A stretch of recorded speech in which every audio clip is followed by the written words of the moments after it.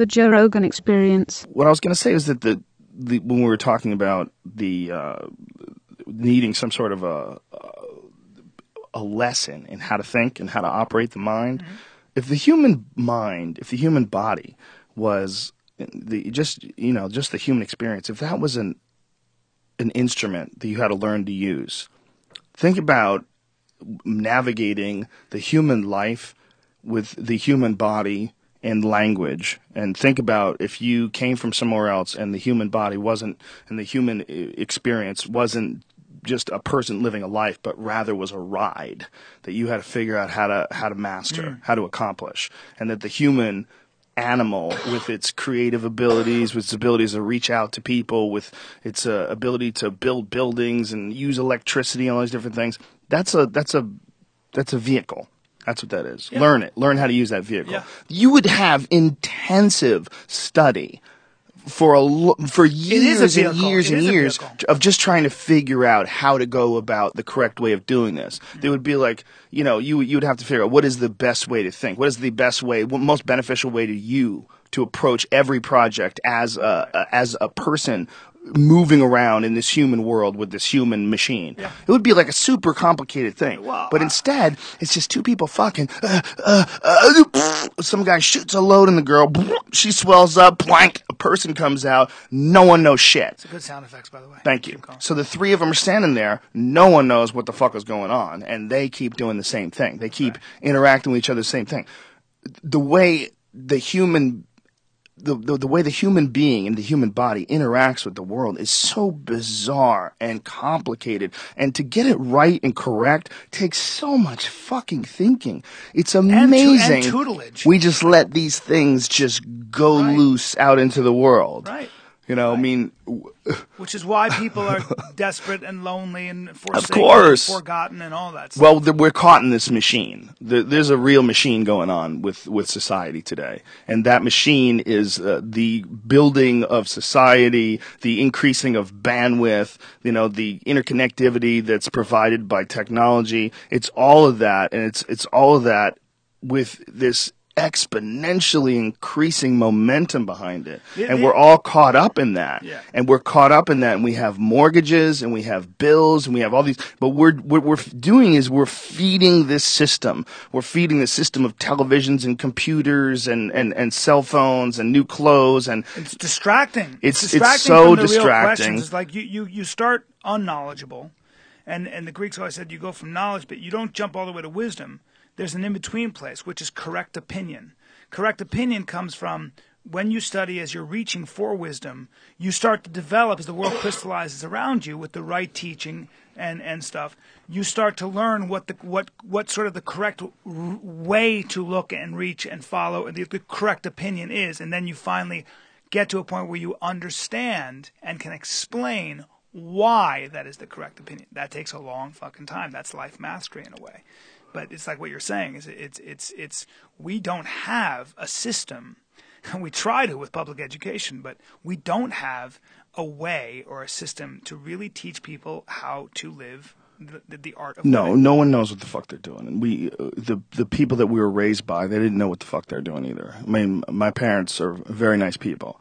My mother is with my stepdad. They've been together forever. It's like they're a very nice couple. They're very nice people. But they were raised by people who didn't know shit. And their parents were raised by people who didn't know shit. And this era that we're living in right now, it's like human beings are just starting to wake up and realize that we were all living in this weird sort of momentous world, this world that moves on momentum, and momentum doesn't make any sense at all. And we're all just waking up, realizing that it was set up by people who didn't know what the fuck they were doing. I mean, they knew how to build buildings, they knew how to use electricity, but no one knew how to teach society how to chill the fuck out, relax, and enjoy each other. Not one fucking person, besides like Martin Luther King and a few people with some dreamy speeches, not one person emphasizes that in the role of government. Not one person is pushing that, like, can't we figure out a way that human beings are just nicer to each other? Can't we figure out a way where there's maybe a little bit less profit, but also less pollution and less fucking with people and less control over the human populace? A lot of it, Isn't that possible? I would say though, you're also dealing with the residue of most of human history. Almost all of it has been not enough to eat and dying of disease. Oh, yeah, no, it's no doubt there's been a lot of things that led us to this point. Yeah, it's trauma. But this is also the first point. We have a responsibility as the human beings that have the first access to this sort of information to not be looked at like a bunch of silly fucks by the people of the future. Because that's a real problem. Because if I look back, I mean, living this life right now, just looking at all the silly nonsense that human beings are involved with. Like everybody, I look on Twitter and everybody has these fucking equal signs on their Twitter avatar to let everyone know that they're into marriage equality. It's equality. It's marriage equality. You should be, that's like saying, having that on your Twitter avatar, you might as well just say water's wet. Is hot hot? Is cold cold? Of course marriage equality makes sense. The fact that you even have to, who are you talking to? Well, but seriously, in 2013, we should find out who doesn't have that on their avatar. It should be that. How about nobody use their face anymore? And let's find out. And the people who have a problem with it, who gives a shit whether or not a couple of lesbians want to marry each other, you're an asshole. Right. Like, you're an asshole, and maybe nobody tells you you're an asshole, but why do you give a fuck about them? You worrying at all about what other people are doing sucks. Right. It sucks for everyone around you. Exactly. You fuck everything up. You care that two people love each other and they want to sign some paperwork. Why do you give a fuck? Exactly. What do you give a fuck if she signs some paperwork that the other chick's going to be her ass-eating slave till the end of time? And she'll have to be reincarnated as a future ass eater. And upon turning 18, will resume her practice. Where is this? Because this chick's going to be immortal.